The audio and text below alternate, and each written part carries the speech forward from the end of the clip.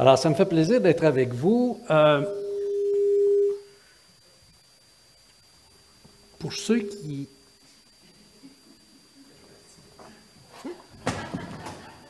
Pour ceux qui ne sont pas avec nous dans les dernières... Oui, c'est bon. Pour ceux qui n'étaient pas avec nous dans les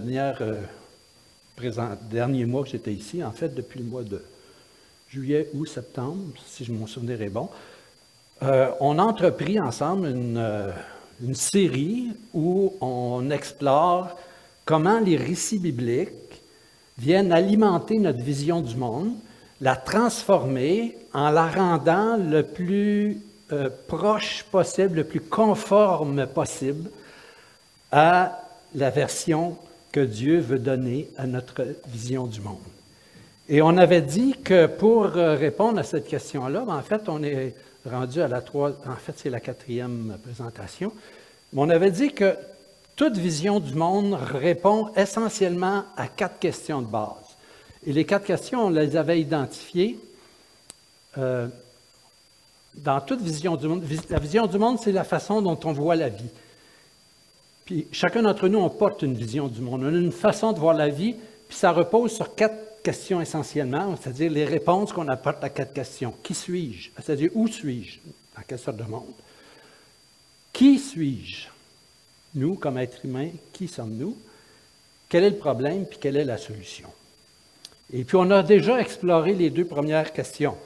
On avait vu, par exemple, à la question « Où suis-je », on a vu que les textes bibliques nous disent qu'on est placé, Dieu a placé les êtres humains dans un univers qui est bon, puis il a placé les êtres humains là pour qu'ils prennent soin de cet univers-là. Il les a placés dans le jardin pour qu'ils en tirent leur subsistance et qu'ils en prennent soin. Puis à la question « Qui suis-je » évidemment, là je résume, mais à la question « Qui suis-je » on a vu que les êtres humains sont des êtres d'une grande valeur, créés par Dieu à son image, dans un acte délibéré, c'est-à-dire Dieu voulait nous créer pour être en relation avec nous. Essentiellement, c'est ce qu'on a dit. Alors ce matin, on va explorer la 3e de ces questions-là. Quel est le problème? Parce que, en effet, je vais vous dire quelque chose avant. Je vais vous raconter une petite anecdote personnelle que je vous ai peut-être racontée. Des fois, j'en oublie quelques bouts. Au début des années 2000, je suis allé avec un collègue participer à ce qu'on appelle le Summer Peace Building Institute à la Eastern Mennonite University. C'est une université d'été, si vous voulez. Là. Ils donnent des cours sur comment créer et maintenir des climats de paix, comment apporter la réconciliation là où il y a des conflits. Et il y a plusieurs participants qui viennent de partout à travers le monde pour participer à cette formation pendant l'été. Ils viennent réfléchir ensemble sur les conditions et les moyens de créer et propager la paix dans le monde. Et lors de mes conversations avec plusieurs personnes qui venaient d'un petit peu partout dans le monde, parce qu'on a des moments libres, les dîners, les repas, les pauses, à 4 heures l'après-midi, on est libre. Alors, on a l'occasion de jaser, puis j'ai rencontré des gens qui venaient d'un peu partout dans le monde, puis j'en profitais pour poser des questions sur ce qu'ils vivaient dans leur pays. Il y avait une fille qui venait de Bethléem et qui me racontait, palestinienne évidemment, et qui me racontait les tensions entre Palestiniens et Israélites. Israéliens plutôt, parce qu'il y a une différence entre Israélites et Israéliens. Et les Israéliens. J'ai parlé aussi avec un autre Palestinien, un homme qui était directeur d'une école qui avait plus que 50 ans, et ça faisait 50 ans qu'il vivait dans un camp de réfugiés. Il n'avait pas connu autre chose que des camps de réfugiés. J'ai parlé avec une femme qui venait de l'Asie du Sud-Est et qui me racontait comment dans son coin de pays, les soldats allaient dans les villages et violaient les femmes. J'ai parlé avec des Irlandais qui me racontaient comment dans leur coin de pays, il y avait des tensions terribles, un climat de violence. et la situation était presque toujours prête à exploser. J'ai rencontré aussi une professeure de Bosnie et qui me racontait comment sa famille, là, pas juste elle et son mari, mais sa famille élargie, ont tout perdu à cause de la guerre en Bosnie. J'ai rencontré un homme du Burundi qui me parlait, qui était lui-même dans une famille mixte, c'est-à-dire un de ses parents était Hutu, puis l'autre de ses parents était Tutsi. Et comment il vivait les conséquences de la guerre entre les Hutus et les Tutsis, le génocide qui a eu lieu, et comment lui, des fois, il était pris entre les deux parties. Et puis, il y avait une jeune fille d'Ouganda à qui mon collègue a posé la question, « Est-ce que tu connais, parce qu'elle venait d'Ouganda, il lui a demandé, « Est-ce que tu connais Idi Amin Dada, qui est un des pires dictateurs qui a existé? » Puis elle lui a répondu, « Oui, c'est lui qui a tué mon père. » Je vous raconte ça parce que, en parlant avec ces gens-là pendant 10 jours, je pense, j'ai pris conscience que la paix était malheureusement une exception dans l'histoire du monde. Et que nous, au Québec, ainsi que dans d'autres pays du monde, je vous dirais quelques pays du monde, nous vivons dans une sorte de parenthèse qui est inhabituelle dans l'histoire du monde. Et dernièrement, on a entendu parler, il y a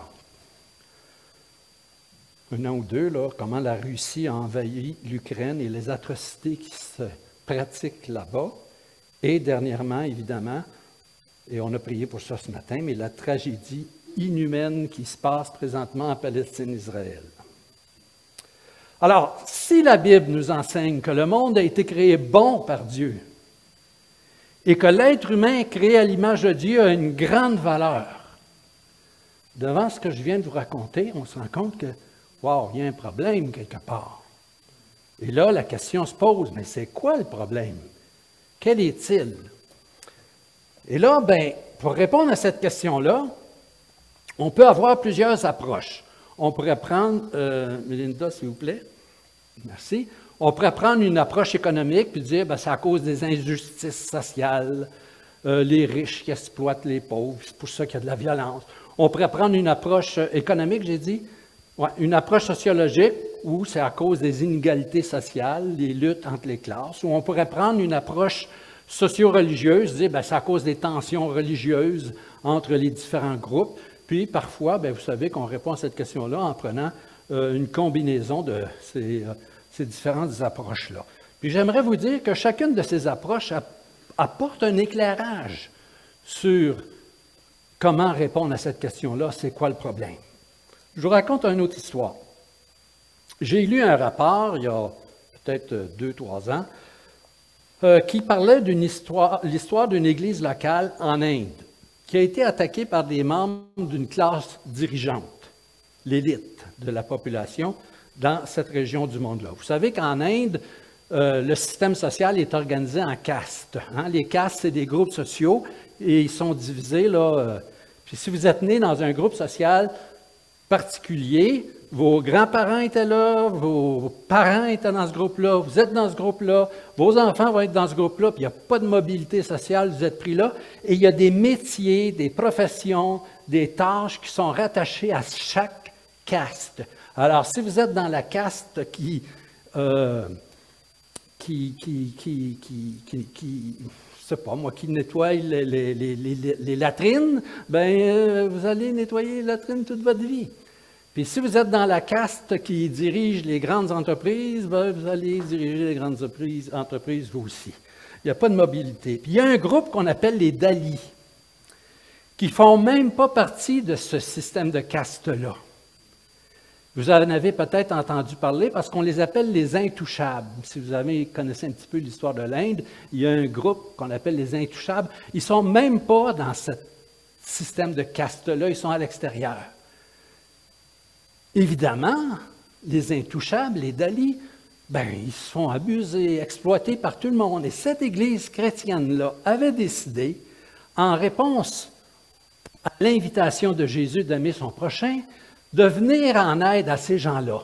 Alors, ils se sont dit, premièrement, ce qu'on va faire, c'est qu'on va les former puis leur enseigner c'est quoi les droits humains, puis à quoi ils ont le droit, puis ce qu'ils peuvent revendiquer pour les former, pour qu'ils puissent non pas se dire, ben moi je suis né dans cette classe-là, puis je vais rester là, mais qu'ils puissent commencer à dire, ben non, ça, ce que vous me faites, mon cher monsieur, c'est pas correct, et puis faire valoir leurs droits.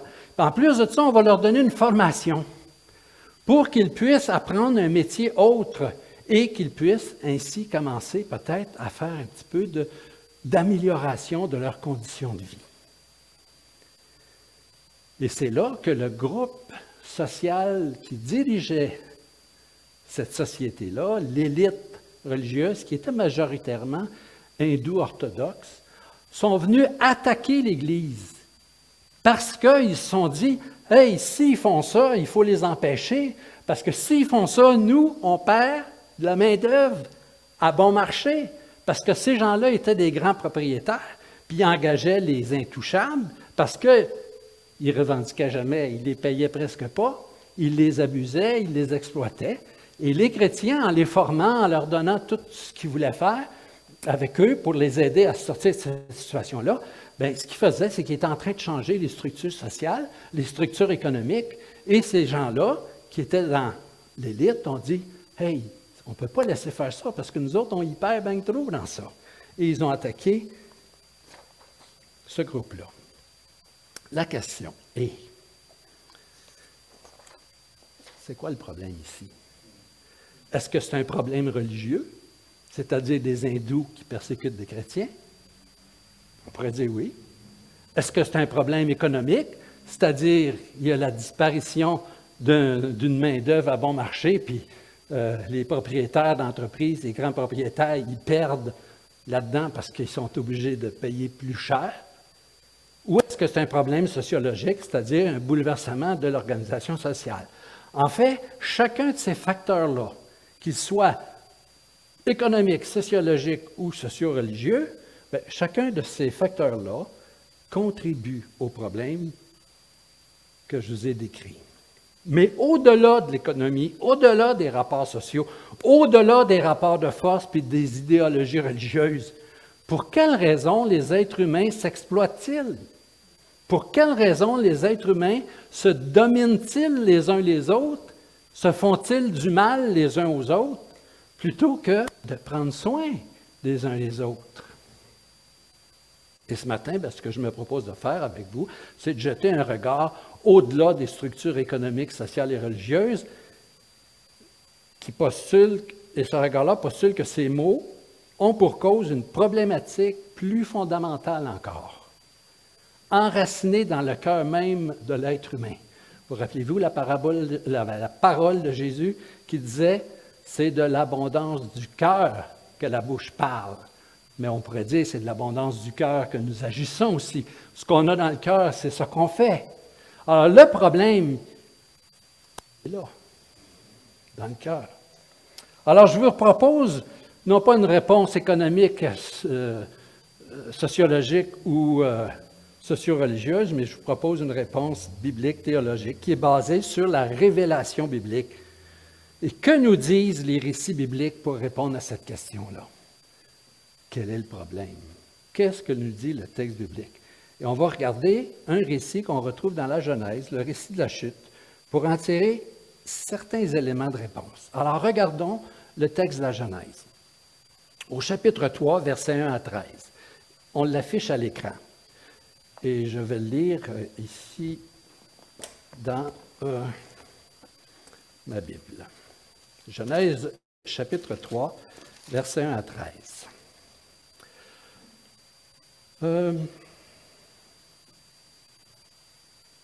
Le serpent était le plus rusé de tous les animaux des champs que l'Éternel Dieu avait fait.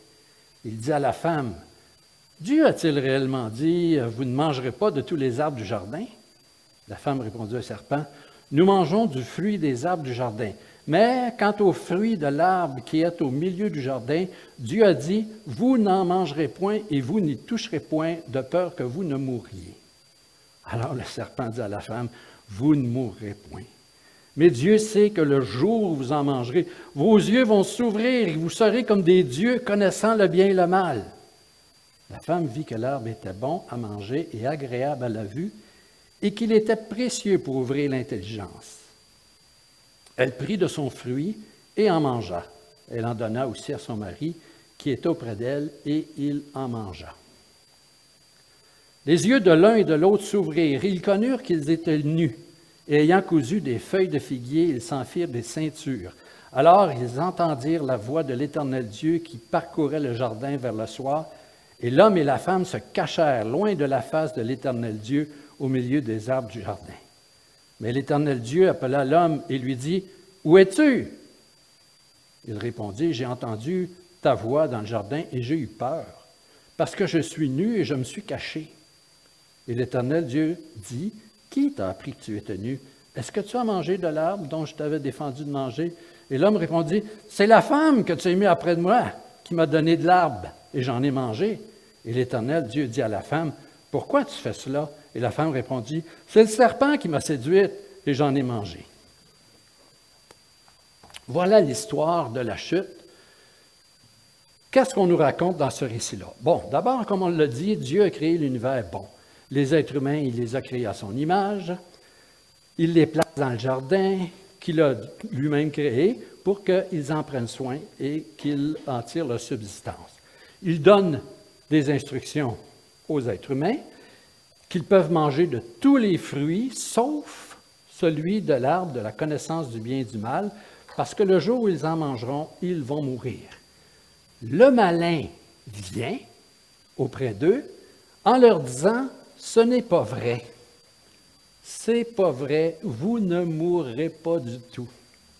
Dieu sait que le jour où vous allez manger, vos yeux vont s'ouvrir et vous allez vous-même devenir comme des dieux qui connaissent le bien et le mal. » En d'autres termes, le malin leur dit que Dieu, c'est un menteur. Il vous a caché la vérité. En fait, Dieu protège ses intérêts en vous empêchant, vous les êtres humains, de vous développer et de devenir comme lui. C'est ça qu'il dit. Parce que le jour où vous en mangerez, vous deviendrez comme des dieux. En fait, le récit de la chute est une histoire qui présente en résumé, ou si vous voulez, en capsule, la cause fondamentale des problèmes dont nous avons parlé tout à l'heure. Des problèmes comme les guerres, les violences, les abus, etc. Quelle est la cause de ces problèmes-là? Que dit le récit biblique sur cette question? D'abord, le récit biblique nous dit que, prochaine diapo, merci, l'être humain a délibérément rompu avec Dieu. L'être humain avait reçu de Dieu un cadre moral à l'intérieur duquel il pouvait exercer son jugement. Vous pouvez faire ça, mais ça, je ne veux pas que vous fassiez ça. Les êtres humains pouvaient dire, ah, ça, on peut faire ça. Ah, on peut manger des pêches, faire des gâteaux aux pêches, faire des tartes aux pêches, faire de la confiture aux pêches, mais ça, on ne peut pas faire ça. Hein? Il y avait un cadre là. Le cadre, ben, c'est celui-là. Linda, s'il vous plaît. L'Éternel Dieu donna ce commandement à l'homme, tu pourras manger de tous les arbres du jardin, mais tu ne mangeras pas de l'arbre de la connaissance du bien et du mal, que le jour où tu en mangeras, tu mourras. Alors l'être humain, comme je viens de le dire, avait la liberté de prendre toutes sortes de décisions. Il y avait une limite qu'il ne devait pas franchir. Le récit de la Genèse affirme que les êtres humains ont décidé délibérément de rompre l'alliance avec Dieu et de faire précisément ce que Dieu avait interdit. C'est une décision responsable. Je vous ai dit que tous nos problèmes là, sont résumés dans cette histoire-là comme dans une capsule, une espèce d'archétype. Vous savez ce que c'est un archétype? C'est un genre de modèle qui représente toutes les autres situations qui peuvent découler. Donc, c'est une décision responsable. Quand je dis décision, là, prendre une décision, c'est de déterminer volontairement de faire ou de ne pas faire quelque chose. Je décide de faire ça, je prends délibérément, je détermine volontairement de faire ceci ou de ne pas le faire. Puis responsable, ben, on est responsable quand nous sommes la cause volontaire et consciente de nos choix. Je prends des choix, je ne suis pas obligé, je le décide moi-même, j'en suis la cause de ce choix-là. Et ça, c'est être responsable. En réalité, ce qu'on appelle le péché, dans ce récit-là, c'est d'avoir cru que respecter le cadre moral établi par Dieu allait les priver d'un grand bien, alors que de ne pas respecter le cadre moral allait leur procurer un grand bénéfice. Adam et Ève se sont dit, si on obéit à Dieu, on se prive de quelque chose, de devenir nous-mêmes comme des dieux. Mais si on désobéit à Dieu, on va en avoir un grand bénéfice. C'est ce que propose le malin d'ailleurs dans le prochain verset. Merci. Alors le serpent dit à la femme, « Vous ne mourrez pas. Mais Dieu sait que le jour où vous en mangerez, vos yeux s'ouvriront, voilà le bénéfice, et vous serez comme des dieux, connaissant le bien et le mal. » Dieu y est menteur. Et c'est encore aujourd'hui l'essence même de la tentation et du péché. C'est-à-dire que c'est la même dynamique interne qui motive les comportements que la Bible appelle le péché, qui motive ces comportements-là dans notre cœur. Parce que quand nous décidons d'aller à l'encontre de Dieu, de la volonté de Dieu, de ce que Dieu nous demande, c'est que je me dis, si j'obéis à Dieu, je me prive d'un bonheur, je me prive de quelque chose. Mais si je vais à l'encontre de la volonté de Dieu, je vais en retirer un grand avantage. C'est l'essence du péché. Prenons d'autres exemples que celui de la chute. Qu'est-ce que se dit une personne qui exploite son prochain plutôt que de travailler pour son bien? Ou qu'est-ce que se dit une personne qui est infidèle envers son ou sa conjointe? Ou qu'est-ce que se dit quelqu'un qui vole le bien d'une autre personne? Bien, cette personne-là se dit, si je choisis de vivre selon ce que Dieu me demande, c'est-à-dire si je choisis de considérer le bien de l'autre plutôt que de l'exploiter, je me prive de quelque chose. Si je choisis d'être fidèle à mon épouse ou à mon époux plutôt que d'être infidèle, je me prive d'un grand bonheur. Si je choisis de respecter le bien de l'autre plutôt que de le voler, je me prive de ce bien-là. Donc, je vais le prendre. Donc, je vais commettre l'adultère. Donc, je vais exploiter mon prochain. Parce que si je fais le contraire, si je fais ce que Dieu me demande, c'est-à-dire, non, excusez-moi, si je fais l'opposé de ce que Dieu me demande, je vais en retirer un grand bénéfice. J'espère que je ne me suis pas trompé, là. Oui, c'est correct. Merci. Merci de me valider, là, parce que des fois, quand je vais vite, je mets les choses à l'envers. Alors, l'histoire de la chute, c'est un archétype, excusez-moi, de tous nos actes de refus. Ce qui se passe dans l'histoire qu'on a lue tout à l'heure, ça représente l'ensemble des décisions qu'on prend dans la vie et qui vont à l'encontre du plan de Dieu, à l'encontre de la révélation de Dieu, de ce que Dieu souhaite pour les êtres humains. Et on a dit que ce choix-là, il est délibéré, mais il y a des conséquences à ce choix-là. Et quelles sont les conséquences de ces choix? Bien, la suite du récit de la chute nous montre que, suite à ce choix-là d'Adam et Ève, l'harmonie dans le monde a été rompue. Prochaine diapo, s'il vous plaît. Merci. Tu peux toutes les envoyer, tiens. Clique encore. Voilà, encore. Et parce que, ouais, j'ai oublié de... Non, c'est parce que, ouais, il y a un petit problème, c'est qu'on n'utilise pas la même version de PowerPoint, puis des fois, ça ne fonctionne pas quand je ne fais pas les bonnes modifications. Bon, alors, regardez, je vais le résumer. Jésus n'avait pas de PowerPoint, puis il a quand même enseigné la foule. Hein?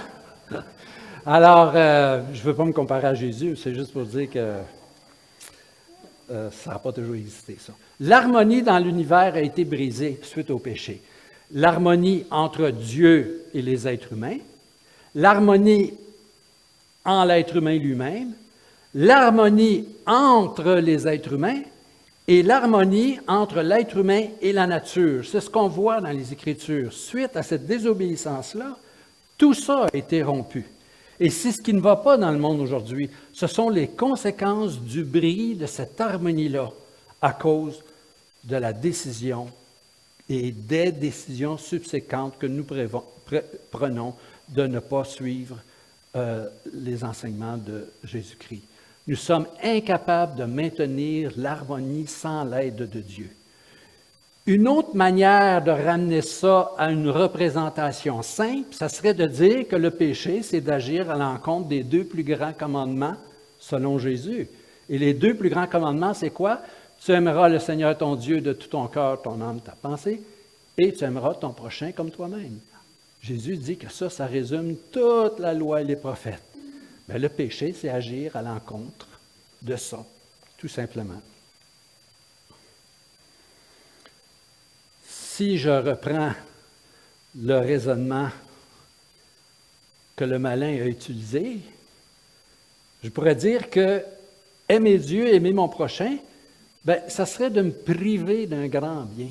Et si j'aime les autres, puis si j'aime Dieu, je vais me priver de quelque chose. Vous savez, les gens, des fois, ils ont peur de venir au Seigneur, ils ont peur de se convertir parce qu'ils pensent qu'ils vont vivre, ils vont vivre une vie là, plate, mais c'est tellement plate d'être chrétien.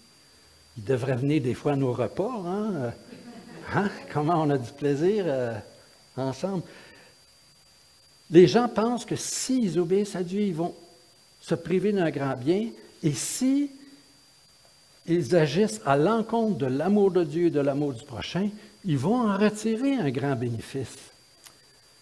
Imaginons que tout le monde aime Dieu. Je ne dis pas que tout le monde est religieux, là. Imaginons que tout le monde aime Dieu. Parce que ce n'est pas pareil être religieux et aimer Dieu. Imaginons que tout le monde aime Dieu et que tout le monde cherche le bien de son prochain. Ce serait la paix sur la terre. Il y aurait peut-être des tensions et des conflits, mais qui se régleraient parce qu'on cherche le bien des autres. « Hey, tu as ça de plus que moi, je vais te le voler. » Non, ça ne serait pas ça. « Tu peux-tu m'en donner un peu? Moi, je vais te donner ça. » Je simplifie, là. Mais si on cherchait le bien des autres, on partagerait. Si on vivait selon l'amour du prochain et l'amour de Dieu, on partagerait, on s'aiderait les uns les autres, plutôt que de se jalouser et d'essayer d'avoir plus que l'autre. Puis si je ne peux pas avoir plus que l'autre, je vais l'écraser tout simplement. Comme ça, je vais réussir à avoir plus que lui ou ce qu'il a, puis que moi, je ne peux pas avoir. Dès que nous allons à l'encontre de l'amour de Dieu et du prochain, les choses commencent à dégénérer. Et puisque Dieu est amour, refuser l'invitation d'aimer Dieu et d'aimer notre prochain, c'est de choisir de vivre loin de son amour, avec les conséquences que ça entraîne. Et là, quelqu'un pourrait dire, « Ouais, mais Dieu, il ne peut pas me forcer à l'aimer. » Vous avez raison. Dieu ne te forcera jamais à l'aimer. Il nous laisse libres de le faire. Toutefois, il y a des conséquences. C'est comme manger. Nous, les êtres humains, on a été créés avec le besoin de manger. C'est un besoin qu'on a. Si on se prive de manger, puis on refuse de manger, il y a des conséquences. C'est un peu la même chose. Dieu nous a créés à son image et nous avons besoin d'être alimentés par l'amour de Dieu. Et si on ne se nourrit pas de l'amour de Dieu, nous aurons des carences avec les conséquences que ça entraîne. Et par conséquent, l'histoire qui va se développer dans notre vie et dans le monde autour de nous va être une histoire dans laquelle l'amour de Dieu va manquer, ou l'amour en général va manquer de nutriments pour se développer, va finir par dépérir. Et c'est l'histoire de notre monde. En fait, il y a une seule personne qui est allée au bout de l'appel de Dieu, d'aimer Dieu et son prochain, c'est Jésus. Et le monde n'a pas été capable de supporter ça. On entend souvent dire que le péché n'existe plus. Le péché, c'est des histoires de grand-mère. Regardez, appelez ça comme vous voulez. Erreur, n'importe quel mot que vous voulez, là. Ça ne me dérange pas, je ne tiens pas nécessairement au terme péché. Mais ce qu'il faut retenir, c'est qu'il y a quelque chose qui ne marche pas à cause des décisions que les êtres humains prennent. Et ces décisions-là ont des conséquences. Il y a des conséquences au rejet de l'amour de Dieu et de l'idéal de Dieu pour les êtres humains.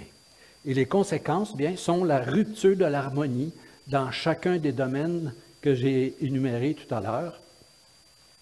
Et ces conséquences-là sont encore présentes dans le monde aujourd'hui.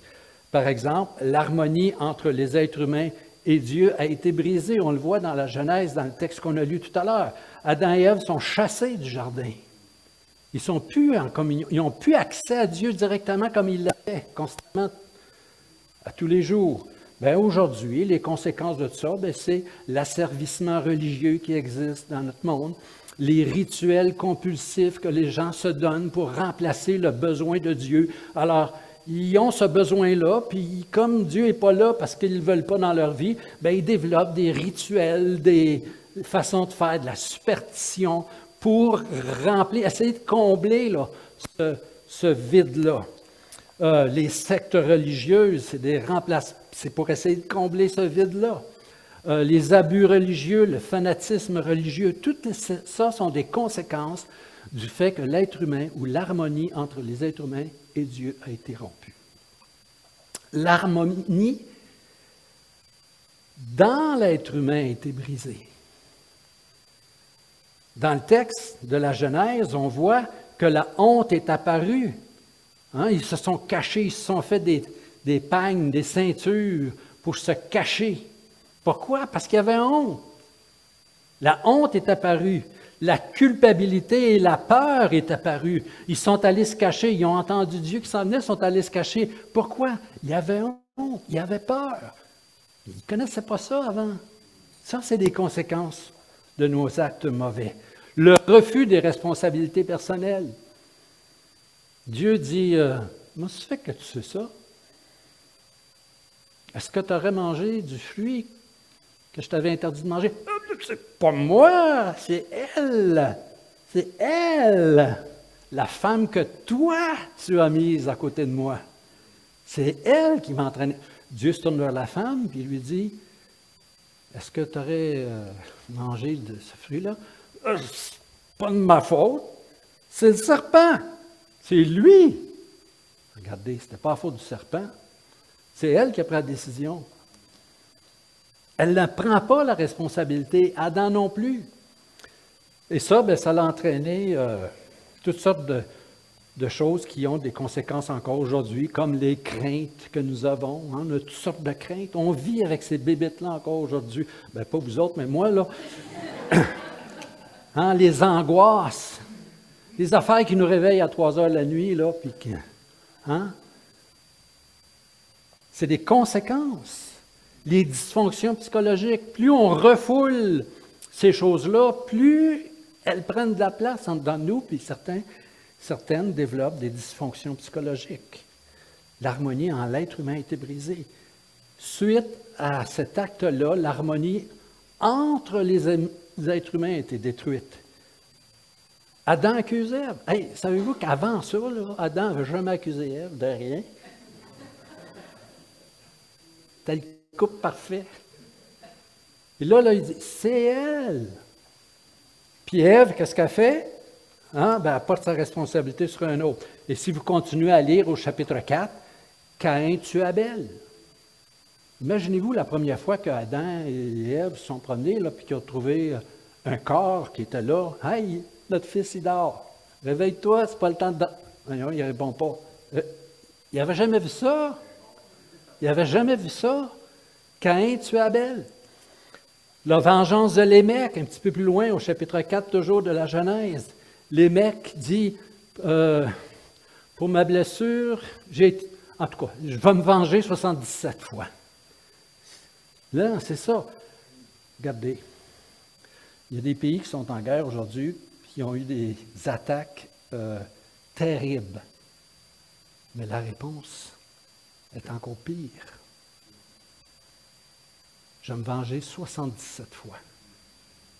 Plus que qu'est-ce que j'ai eu. La société entière se corrompt Dans Genèse chapitre 6, il nous est dit que la terre était corrompue, s'était remplie de corruption. Et l'exploitation sexuelle est apparue à ce moment-là sous la forme de la polygamie. Et encore là, pas besoin de donner d'exemple aujourd'hui, mais la violence sociale, la guerre, les agressions sexuelles et physiques, l'exploitation des autres, tout ça sont des conséquences de notre refus de vivre sans Dieu. Puis l'harmonie entre l'être humain et la nature est rompue aussi. L'exploitation de la nature se fait avec difficulté. Tu en tireras le bienfait là, à la sueur de ton front, la nature. Et puis là, la rupture, c'est ça, il y a une brisure entre l'être humain et la nature. Et l'être humain ne perd pas la responsabilité de prendre soin de la création, mais il perd le pouvoir de le faire adéquatement, sans l'aide de Dieu. Et là, toutes les formes de pollution, de détérioration écologique, l'exploitation à outrance de la nature, etc., sont des conséquences de ça. Bon, vous voyez l'ampleur du problème. Je vais rapidement là-dessus, là, mais je pense que vous saisissez l'essence des conséquences de ce récit-là. Selon le récit biblique de la chute, la réponse à la question « Quel est le problème ?» est relativement simple. Il s'agit du choix délibéré des êtres humains de rejeter Dieu et par conséquent de se couper de la source qui peut faire naître en nous l'amour dont on a besoin pour vivre en harmonie les uns avec les autres et pour prendre soin les uns des autres. Il est certain que les conséquences modernes de ces choix-là sont complexes. J'ai ramené ça à sa forme la plus simple, parce qu'on n'a pas beaucoup de temps d'explorer toutes mais les conséquences sont beaucoup plus complexes aujourd'hui. Les injustices économiques, les inégalités sociales, qui à leur tour engendrent de la méfiance, de la haine, du mépris, une violence encore plus grande, puis ça se répercute, puis ça se complexifie à chaque génération. Bien, c'est comme une spirale, ça. À l'origine, c'est relativement simple. Quand ça se développe en spirale, ça devient de plus en plus compliqué. Le péché existe. Qu'on l'appelle comme on veut, le péché existe.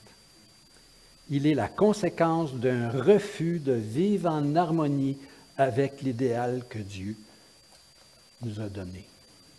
Nous pensons que si on fait à notre tête, on va en retirer un plus grand bien que si on obéit à Dieu. Mais laissez-moi vous dire que c'est une illusion. Alors, vous voyez comment la Bible répond. J'espère que vous voyez comment la Bible répond à cette question-là, quel est le problème. Mais là, si j'arrêtais là tout de suite comme ça, là, je vous laisserais sur une note négative. Alors, je vais juste vous dire comment on va répondre à la prochaine question, qui est, c'est quoi la solution? Ça, c'est la prochaine fois. Dans le jardin, après la rupture de l'alliance, après que ces choses-là dont on a parlé ce matin ont commencé à prendre leur place dans le monde, c'est Dieu qui se met à la recherche de l'être humain. Eux se cachent, fuient devant Dieu, mais Dieu les cherche, il les appelle. Où es-tu? Entre moi et vous, là, pensez-vous que Dieu ne savait pas où ils étaient? Il les appelle parce qu'il nous invite à répondre à son appel. Mais ce qu'il faut retenir, c'est que c'est lui qui se met à la recherche de l'être humain. L'initiative de l'action rédemptrice vient de Dieu. Parce que les êtres humains ont une très grande valeur aux yeux de Dieu. Dieu prend l'initiative de la guérison et c'est ça la solution qu'on va voir la prochaine fois. Comme à la TV, la semaine prochaine.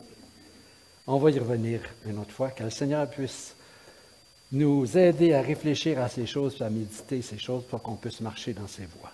Seigneur, on remet tout cela entre tes mains. Aide-nous à comprendre ce que tu attends de nous pour qu'on puisse marcher dans tes voies.